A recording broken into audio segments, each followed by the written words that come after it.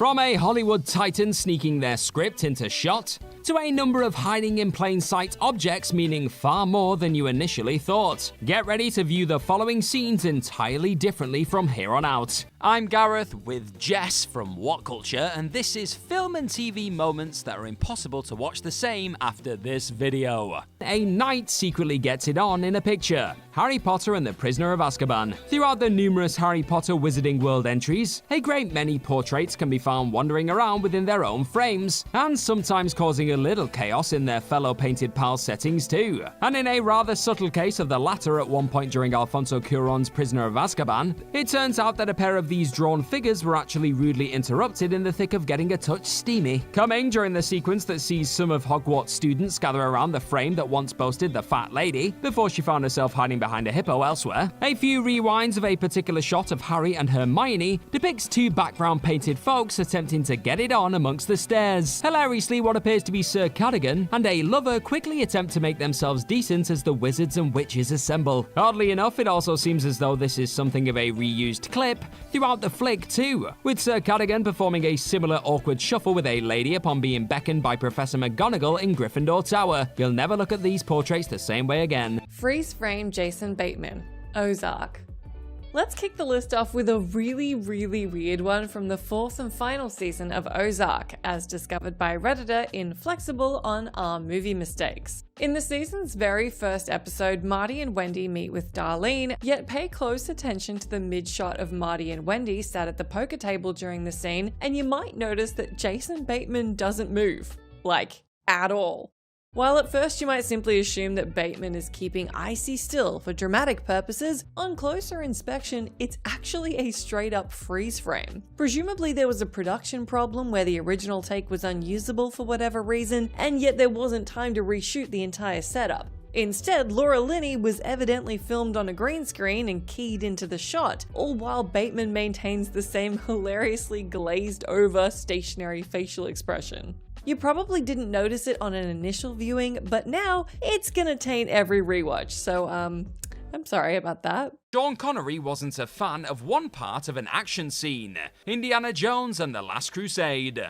Joining the likes of the iconic boulder escape in Raiders of the Lost Ark, and the thrilling mining cart chase in Temple of Doom, Steven Spielberg's Indiana Jones and the Last Crusade brought with it a number of other terrific action sequences. But arguably the most exciting of the lot involved Indy trying to rescue his father Henry, and Marcus from a Nazi-controlled tank. And it was during this pulsating sequence, one that sees Harrison Ford chasing down the vehicle on a horse, and Sean Connery fending off Nazis within it, within the tank that is, not the horse, that the latter encountered a little issue. You see, according to one of the special effects technicians who worked on the flick, Mike Dawson, Connery wasn't actually the biggest fan of the smoke being pumped into the tank. And as Dawson would recall on the Stuff of Dreams podcast, the combination of oil and gas needed to create this hot smoke irritated the 007 legend so much, he eventually turned to the special effects tech and told him, "If you put that anywhere near me again, I'll shove it up your arse." Dawson understandably feared he was about to be decked by James Bond himself in the moment, but an aggravated Connery did at least calm down a little while after. Knowing just how much the Scottish superstar genuinely despised the hot smoke surrounding him throughout this exhilarating sequence though, certainly alters the way you watch Henry Jones Sr. proving the pen is mightier than the sword. What's your favourite action scene ever, eh? Was it something from an Indiana Jones film or something else? You let me know in the comments section down below. Leonardo DiCaprio was wearing butt padding, Killers of the Flower Moon. Martin Scorsese throws a number of rather shocking and wince-inducing moments into his latest masterpiece, Killers of the Flower Moon. And in one particularly distressing scene, none other than the legendary Leonardo DiCaprio finds himself being well and truly spanked by another screen icon by the name of Robert De Niro. Punishing his nephew for messing up their despicable plans midway through the picture, De Niro's William Hale swings a paddle at DiCaprio's Ernest Burkhart. But rather than using a double or cheating the hard-hitting moment that wasn't actually in the first script, it turns out that Leo was very much getting battered with a paddle. According to the movie's cinematographer Rodrigo Prieto, De Niro fully committed to smacking his co-star, with DiCaprio having to wear a bit of butt padding whilst they captured the punishment. They were also said to have performed this disturbing act quite a few times, as Prieto recalled thinking, oh, that must hurt. So the next time you opt to sit down and take in this 3-hour instant classic, know that DiCaprio and his padded up bottom were legitimately going through hell in this scene. Ian Fleming's iconic desk makes a cameo, No Time to Die. It turns out that in the thick of one of No Time to Die's most impactful one-liners of the lot, a rather significant object secretly made for a rather satisfying salute to the mind behind the icon. As Nomi and James Bond himself got somewhat acquainted within the latter's Jamaican retirement home during the most recent Bond entry, No Time to Die, just as the former reveals she isn't just any 00 but the new 007, a rather cluttered desk can be spotted sneaking into frame. In a brilliant homage to the great Ian Fleming, the writer of the legendary Bond spy novels, a copy of his iconic desk is present within the scene, with the novelist actually writing the majority of his 007 stories at a similar corner table over the years. And it's no coincidence that Bond finds himself boasting a similar desktop to the one Fleming did in Jamaica of all places either, with said country housing the author's GoldenEye villa home in real life, where the magic was first forged on a humble typewriter. That 70s wardrobe. Stranger Things. Stranger Things may be wholly concerned with 80s nostalgia and contains countless era-appropriate Easter eggs to that effect, but it also includes an unexpected nod to one of the most beloved sitcoms of the late 90s and early thousands, which is set in the 70s no less. In Stranger Things' 3rd season, Lucas and Max are seen wearing a green shirt with yellow and white trim and a blue top with red, orange, and green stripes respectively. This is the exact same wardrobe worn by Eric and Donna in an episode of That 70s Show, and while it could theoretically be a coincidence, it seems incredibly unlikely given the Duffer Brothers penchant for both homage and Easter eggs. It might be a slight strange fit considering that the sitcom was neither aired nor set in the 80s, but it's still a pretty fun nod all the same. Cillian Murphy genuinely thought he was going to be punched in one scene. Oppenheimer. The great Cillian Murphy gives one of the most impactful and detailed performances of modern times throughout Christopher Nolan's 2023 epic known as Oppenheimer, starring as the titular theoretical physicist and father of the atom bomb. And though the Oscar contender shares the screen with a great many world-class thespians during the 3-hour masterpiece, Murphy's favourite scene of the lot was one that saw him go toe-to-toe with Jason Clarke's Roger Robb during one of the film's security hearing scenes. That's according to the actor himself, with Murphy also telling the Happy Sad Confused podcast that there was even a moment in that hearing towards the end of the movie where he thought he was going to be legitimately punched out by his screen partner. How nice. Clarke had been given a piece of direction by Nolan before doing a take of the intense scene that sees light burst in and fill the room as Rob fiercely interrogates Oppenheimer. And as the camera slowly moved in on a genuinely frightened Murphy, the actor admitted to thinking his outrageously aggressive co-star was going to really batter him whilst they improvised the sequence. Sure enough, that's the take Nolan went for in the finished feature too. So the next time you take in Murphy squirming his way through that engrossing hearing, just know that he was genuinely bracing himself for impact in the terrifying moment. Kate's Dino Comet bombshell comes with a perfectly timed visual aid. Don't Look Up. Don't Look Up actually comes equipped with one of the most easily missable visual gags of recent times, if you didn't guess from the title. Hot on the heels of figuring out that a comet bigger than the asteroid that took out the dinosaurs was heading Earth's way, Kate Dibiasky lets her boyfriend Philip in on the jaw-dropping reality that is about to literally collide with the planet. And it's during this conversation on the street that a rather brilliant background artist can be spotted in the distance, strutting around in a dinosaur costume. You know, just to hammer home the fact that an extinction-level event was hurtling towards our ignorant spinning rock. Sure, it may take a bit of the edge off of the life-changing bombshell, but once you notice an oblivious dinosaur handing out leaflets as their kind's emphatic end is used as a reference to describe mankind's own unsettling fate, you'd be forgiven for cracking another awkward smile amidst the chaos. Everybody's shoes are always clean. The Office. There's so much clear attention to detail throughout The Office that it's honestly surprising that this amusing mistake slipped through the cracks. Rather than a single moment, keep your eyes on any character's shoes whenever the underside is shown to the camera, typically when either Michael or Ryan put their feet up on a desk. The bottom of these shoes aren't just clean, they're very clearly brand new, as in they've never been worn for more than 5 minutes before the scenes were shot. Obviously, the production reasoning is that every single actor on The Office likely wore dozens of pairs of shoes throughout the show and only wore them for filming, so of course they'd be immaculate. Within the world of the show, though, it's distracting that they look so impossibly spotless, especially in Ryan's case given that he's working and living in New York, which isn't exactly known for its spotlessly clean streets. A nitpick? Sure, but you won't be able to forget it now I've mentioned it. The personal experience that related to Bradley Cooper's rocket scream, Guardians of the Galaxy Volume 3.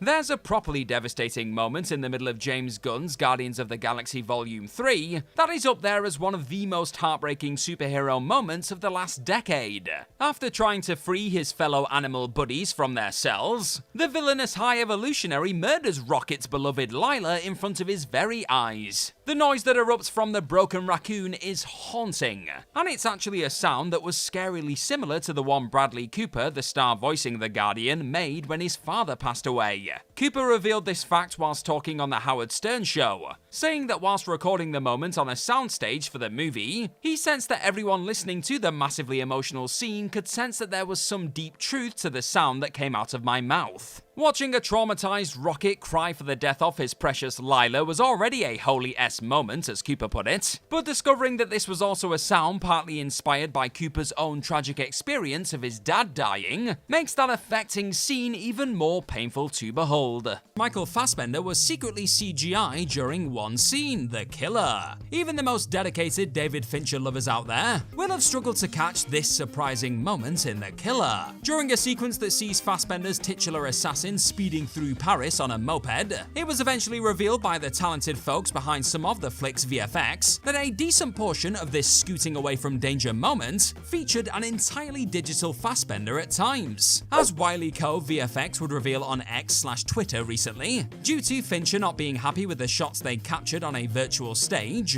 a photorealistic digital double had to be created for certain and sometimes extreme close-up shots. The team were aiming to create a nearly full CGI shot that was so realistic, when cut into the live-action footage of Fassbender's killer racing through the Parisian streets, nobody would even be able to notice the incredibly detailed CGI. And with fans already losing their damn minds over the reveal of this sometimes secretly quite digital killer, it's safe to say they more than achieved their goal. Well played! Derek's Aliens connection, Lightyear. Easily ranking as one of the most unexpected of Easter eggs to wiggle into a family-friendly Pixar flick to date, it's likely you completely overlooked the nod to James Cameron's Aliens during this year's Lightyear adventure, as Buzz comes face to face with a number of space cadets after, spoiler, once again jumping many years into the future. The iconic Space Ranger is greeted by a member of this anything but elite squad, who boasts a rather familiar inscription on their outside panel. The unfortunately unhelpful bot known as Derek can be seen sporting the words "El riesgo siempre vive,"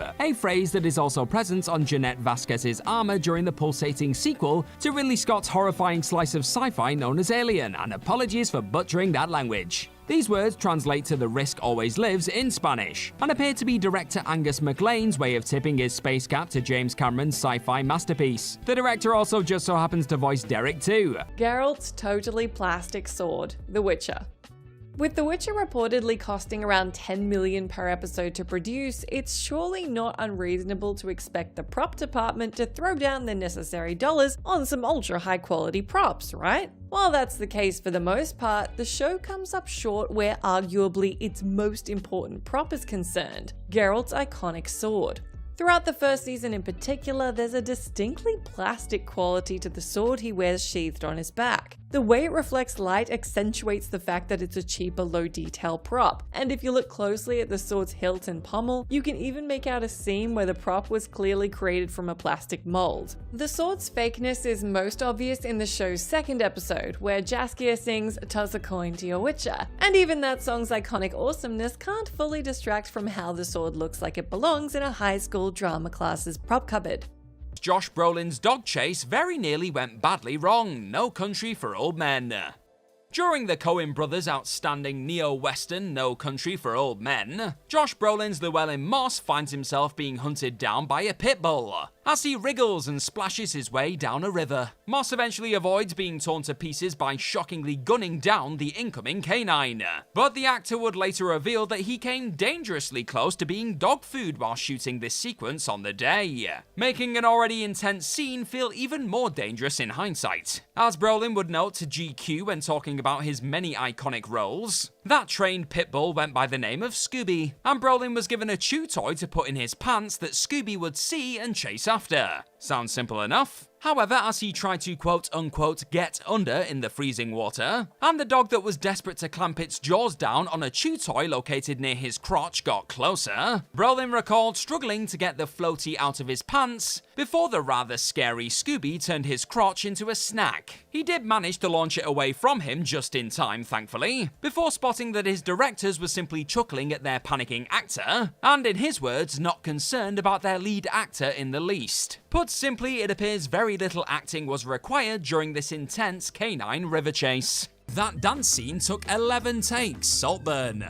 As Emerald Fennell's routinely shocking and bold Saltburn feature reaches its conclusion, Barry Keoghan's Oliver Quick decides to go for a dance around the titular manor, stark naked naturally, with this outrageous finale being a one-shot and a perfect visual inverse of a tour of the home Jacob Elordi's Felix gives Oliver earlier in the flick. The spontaneous feeling dance needed to be choreographed, so the camera didn't lose the clothesless central figure. And while you may have initially expected this to be a case of Barry boogieing through a few rehearsals before trying to get the vulnerable moments in the can in a couple of takes on the day, the star actually ended up dancing through the halls to Murder on the Dance Floor for a whopping 11 takes. Fennell even noted to EW how the actor technically nailed the 7th of those extended naked dance routines, but the absolutely devilish joy was missing. So Keoghan proceeded to strut his stuff a further 4 more times in the nude, with that final take being the quote-unquote evil joie de vivre that is impossible not to be on board with that made it into the finished flick. Whenever you choose to hop back to Saltburn for another dose of disturbing, thrilling and engrossing black comedy then, you'll no doubt now have a newfound appreciation for the level of effort this spinning thespian puts into one of the most audacious conclusions of recent times. Meek storyboards the entire movie early on, Thor Love and Thunder. Pretty early on in the Love and Thunder day, Thor begs his pal Meek to keep her whiteboard scribbling down a touch so he can deliver his attempt at a rousing Asgardian speech to his rather spooked people. And while her noticeably detailed minutes seem to be showcasing a few of the beats fans had already seen come to light during the scenes leading up to the town hall meeting, with everything from Gore's stealing of children to a shocked Thor meeting Jane again being seen on the board, they actually reveal events that haven't yet come to light on screen too. Though first-time watchers weren't to know at the time, Meek's drawings spoil the entire incoming tale, highlighting the heroes battling against Gore and losing Stormbreaker, Thor giving the children the power to overcome the shadow creatures, and even Jane's eventual death within the impressive ink. So the real question is, did Meek simply have a lucky hunch about the upcoming twists and turns ahead, or was this all part of the bladed figure's unexpected plan from the get-go? Thor may want to keep his bionic eye on this one. April spits her gum into Andy's mouth, or does she? Parks and Recreation. You might recall the nauseating scene in Parks and Recreation's Season 3 episode Jerry's Painting, where April asks Andy if he wants her gum, and when he responds in the affirmative, she promptly spits it directly into his mouth. At first glance, you probably figured that Chris Pratt simply bit the bullet and let Aubrey Plaza spit gum in his mouth, or maybe it was a sneaky digital effect, but they in fact sprung for a third option instead. Slow the brief disgusting scene down and you'll be able to see that Plaza is actually sat ever so slightly behind Pratt, so she simply spits the gum behind his head. The proximity of the actors and perspective of the camera make it difficult to spot, especially on an initial viewing, but it's yet further proof that sometimes the simplest practical solutions are the best ones. Lying next to a frozen lake was a pain in the neck for Gary Oldman, Harry Potter and the Prisoner of Azkaban. You know that scene during The Prisoner of Azkaban when Harry Potter's godfather, Sirius Black, finds himself lying down next to a frozen lake as his soul is leaving his body? Well, that was actually the hardest thing to shoot in the entire Potter series, according to Gary Oldman when talking on the Happy Sad Confused podcast. Oldman remembers lying there for a week doing nothing, but that didn't necessarily mean it was an entirely pleasant week at the office. With the actor's kidneys getting somewhat cold out there, Oldman ended up being given a little hot water water bottle to lie on. Then, midway through the week, staying in that position for so long resulted in the thespian getting a rather sore neck. So Oldmans soon received a nice neck pillow to keep him comfortable for the remainder of the Frozen Lake shoot. In other words, all that lying down was actually a massive pain in the neck. So there you have it, you'll now never be able to sit through this serious Dementor moment without thinking about how unexpectedly painful and difficult Oldman's lying down experience actually was while shooting. It's a hard life being an actor, isn't it? Chris Hemsworth takes cover behind a ladder, Extraction 2. The God of Thunder himself, Chris Hemsworth, clearly doesn't mind throwing himself into the most perilous scenarios imaginable whenever he opts to shoot another chapter of Netflix action-packed Extraction series. But the Tyler Rake star's boldest and most ridiculous moment of madness in the 2023 sequel wasn't actually that time he got legitimately set on fire during an intense fight sequence. As Rake attempts to keep from being blasted to smithereens by a helicopter on a train, as you do, some eagle-eyed viewers soon spotted a particularly bizarre tactic the Black Ops mercenary was using to keep himself out of danger. Rather than take cover behind the many storage boxes nearby, Tyler strangely opts to stay behind a ladder. And just like that, Hemsworth's central figure goes from looking like a quick-thinking badass to a bit of a fool who feels a gap-filled ladder will keep him safe from harm as the chopper closes in. That being said, even if it's impossible to unsee such a ridiculous visual, Rake did still manage to survive and fire said copter out of the sky not long after. So perhaps more folks should take a chance on ladder cover in action flicks going forward, eh? This is the Riddler speaking alludes to some real-life Zodiac inspiration, the Batman. While he did offer up more than a few truly disturbing and instantly iconic beats over the course of Matt Reeves' first trip into Gotham, there is one particular utterance the Riddler let loose during his quest to unmask the truth in The Batman that became even more unsettling once you scratch the surface. As you likely stumbled upon in the lead up to this most recent take on all things The Dark Knight, this version of the Riddler was heavily inspired by the real-life Zodiac killer. So in a pretty chilling nod to that legitimate riddling serial killer, Reeves opted to lace in a line that seemed to be inspired by one of said Zodiac's creepy trademarks, introducing himself in one of Edward Nashton's frightening live streams by declaring, "This is the Riddler speaking." This is actually identical to how the Zodiac killer greeted the police during their messages to the law. Dexter uses a printer from The Office. Dexter. Here's a totally ridiculous Easter egg from the 6th season of Dexter that sort of suggests the show takes place in the same universe as The Office. While Dex is printing out and examining some documents, take a look at the brand of printer. Does Sabre sound familiar to you? It's the printer company which bought out Dunder Mifflin in The Office. Though clearly this is just a fun Easter egg given that Dexter and The Office aired on 2 totally different networks and have no shared creative personnel, it's still fun to consider the possibilities of Dexter crossing paths with The Office's own serial killer, the Scranton Strangler. It is also worth noting that both Dexter and Sabre's corporate HQ are located in Florida, so it follows that local Florida businesses would be using Sabre printers. And better yet, with Sabre printers famously being recalled for spontaneously exploding, Dexter's life is actually hanging secretly in the balance simply by standing next to it. That would have been a way to kill him off, alright. Producers were banging on the door as Robert De Niro was improvising Gold, Taxi Driver. Do big screen moments get any more iconic than the visual of Robert De Niro's Travis Bickle asking his mirror if it was talking to him? Yeah, probably not. However, it turns out that this often mimicked Taxi Driver scene came very close to being completely ruined by a number of rather upset producers. As director Martin Scorsese would eventually note on The Late Show with Stephen Colbert, the fact he was very much behind schedule while shooting that moment led to producers banging on the door as De Niro improvised as Bickle in the room. Luckily, Scorsese was able to convince those annoyed producers to give him and his star 2 more minutes and 1 more take. But had the director been successfully forced to stay on schedule and finish shooting there and then there'd be no immortal "you're talking to me" moment that was entirely made up by De Niro during those rushed improvised takes. And if that doesn't change the way you look at one of the greatest line deliveries in movie history, maybe the knowledge of Marty actually hilariously also being at his star's feet, passionately telling him to do it again on the rather stressful day will.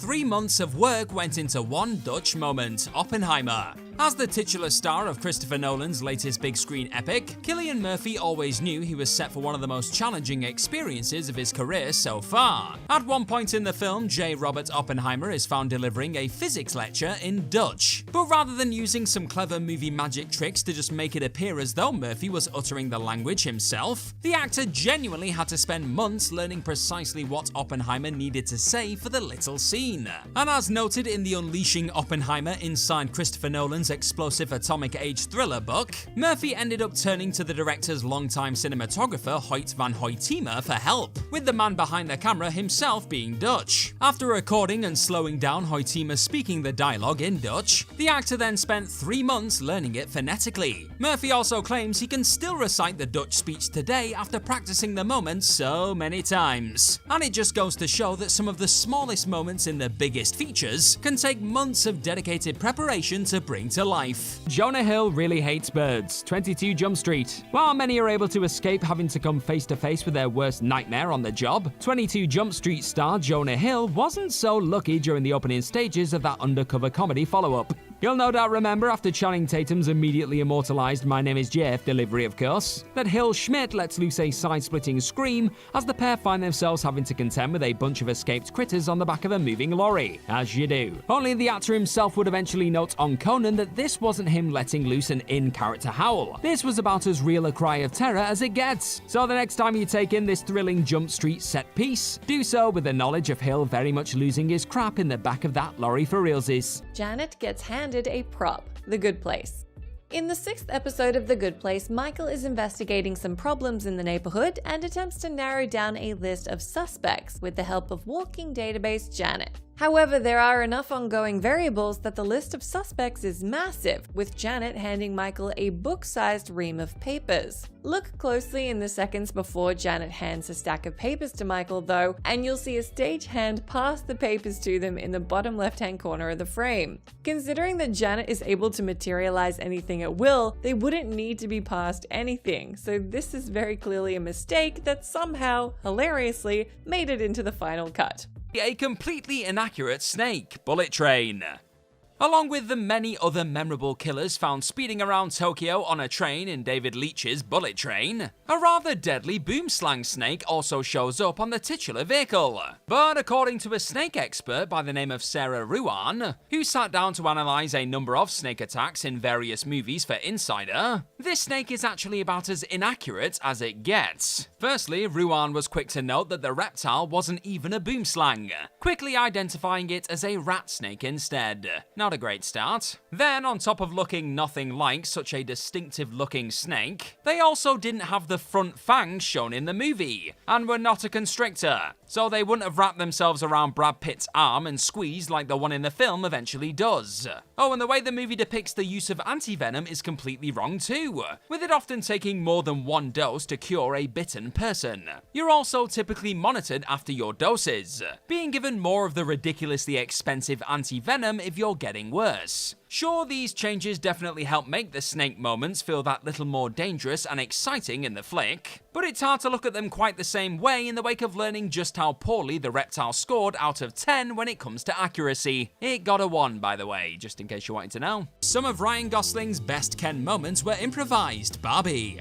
He may be just Ken, but he's also a Ken who just so happens to be one of the finest improvisers in the business, baby. In fact, some of the funniest moments Ryan Gosling's Barbie-loving doll unleashed during the biggest movie of the year were entirely made up on the spot by the talented lad on set. That's according to the star playing the titular icon, with Margot Robbie explaining to Associated Press how a number of Ken's greatest hits in the picture were spur of the moment. That instantly legendary visual of Beach Ken chucking on a second pair of sunglasses over his shades, the wonderful cry of sublime from within his Mojo Dojo Casa house, and even some of the stuff that shows up in the scene involving Ken throwing Barbie's clothes out of her dream house were improvised by the bleach blonde Gosling in the moment. During your next trip to Barbieland then, just know that whenever you find yourself exploding with laughter at any one of those unexpected bursts of Kenergy, the likes of Robbie and co were all doing exactly the same thing on the day whenever that silly Gosling decided to throw something new and sublime into a scene.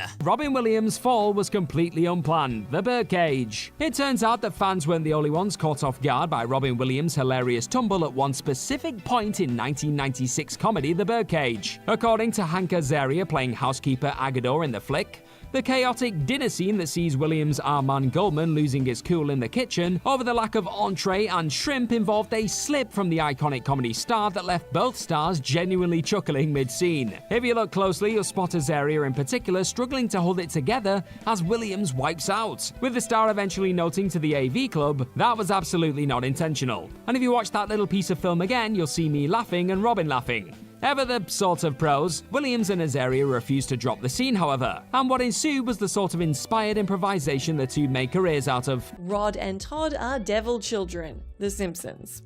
There are few shows, if any in fact, more packed with clever gags, references, and Easter eggs than The Simpsons. It's so densely crammed with easily missed details, in fact, that fans are still discovering them from episodes that aired literally decades ago.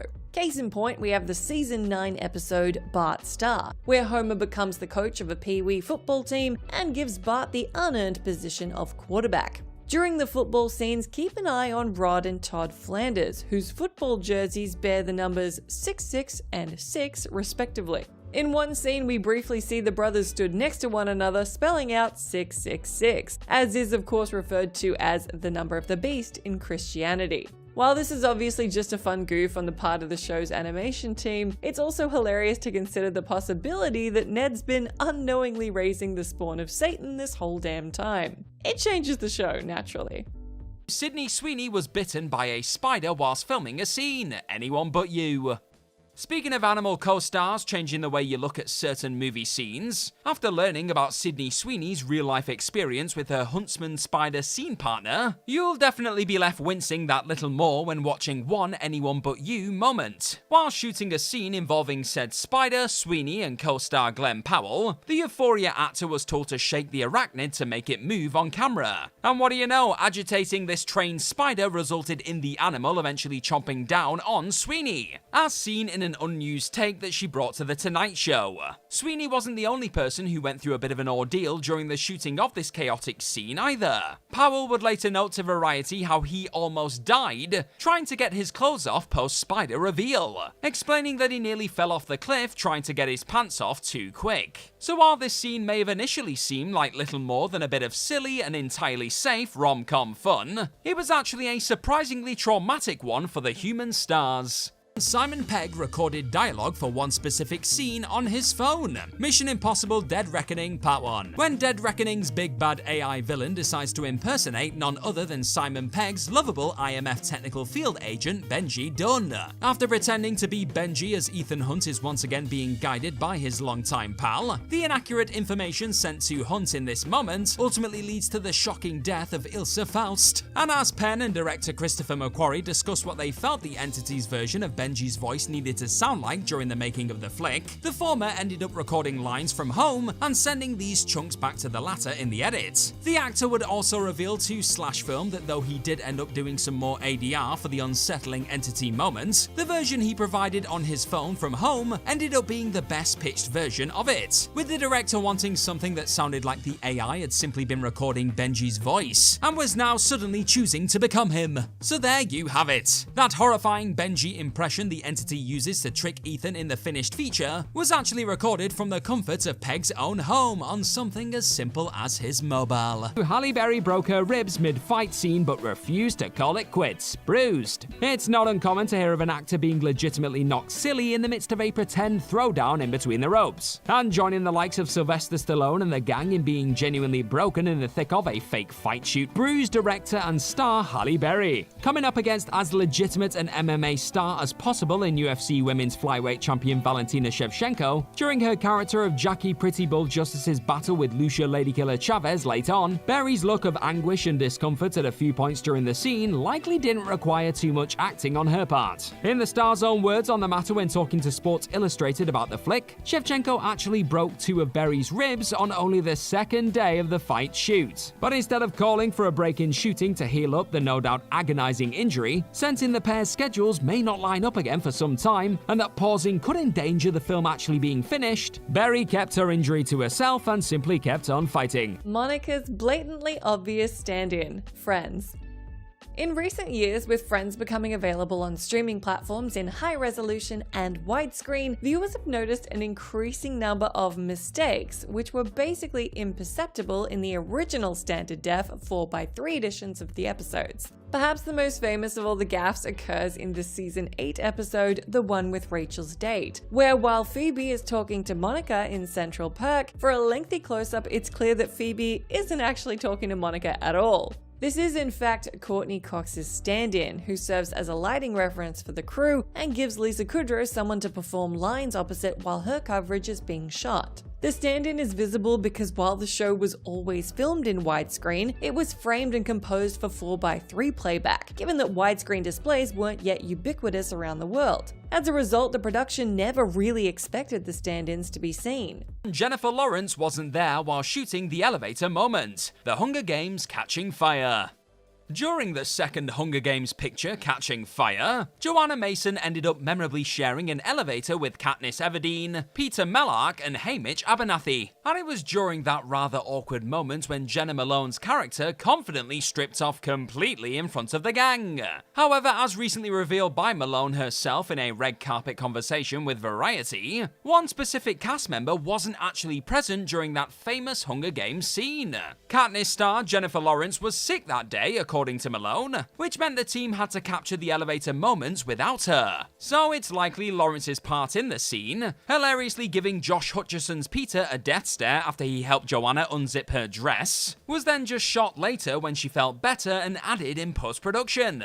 Even with Malone's jaw-dropping revelation, it's still tough to believe she wasn't actually sharing an elevator with her Oscar-winning co-star during that moment shot in a real hotel. But it's seemingly the truth, folks, and will no doubt alter the way you watch this rather revealing Catching Fire scene forever. So you are welcome. Bye-bye. Gene Hackman's lines are in his book, Unforgiven. While actors are famed for their pretty damn impressive ability to pick up lines in next to no time at all, not every thespian is as keen on learning the words in their script by heart as others. And joining stars such as Marlon Brando and Robert Downey Jr. in finding cheeky shortcuts around having to store a boatload of dialogue in their brains during a shoot, Gene Hackman also got in on the brilliant line-learning tricks whilst working on 1992's Unforgiven. Whilst his sheriff Little Bill Daggett takes the time to read the Duck of Death aloud, a quick glance at the book in question during a blink and you'll miss it peeling back of the pages reveals that Hackman had actually snuck his lines into the novel itself on the day of shooting. With the film's star and director Clint Eastwood being known for his fondness of only using the first take as often as possible when getting a picture in the can, it's likely Hackman simply resorted to this tactic in a bid to nail the scene on the first time of asking. And while Hackman's methods more than helped him deliver the scene-stealing goods during the duck tale itself, it's definitely hard to unsee his genius little line prompt hiding in the pages once you spot it. That lady just looked at the camera. Curb Your Enthusiasm. Larry David's Curb Your Enthusiasm is heavily reliant on improvisation, which can evidently result in a shoot as chaotic as it is excitingly unpredictable. And so it's not terribly surprising that Curb runs afoul of continuity and technical errors every now and then, such as one hilariously weird cast and crew screw-up in the season 10 episode Side-Sitting. There's a memorable scene where Larry meets with his assistant Alice to discuss her sexual harassment complaint, and he predictably ends up making the situation worse by sitting discomfortingly close to her and invading her personal space. An offended Alice storms out of the restaurant, at which point one of the extras in the scene looks directly into the camera lens. That may not be the end of the world in a show like Curb, admittedly, but listen carefully and then you can hear a member of the crew whisper, "That lady just looked at the camera."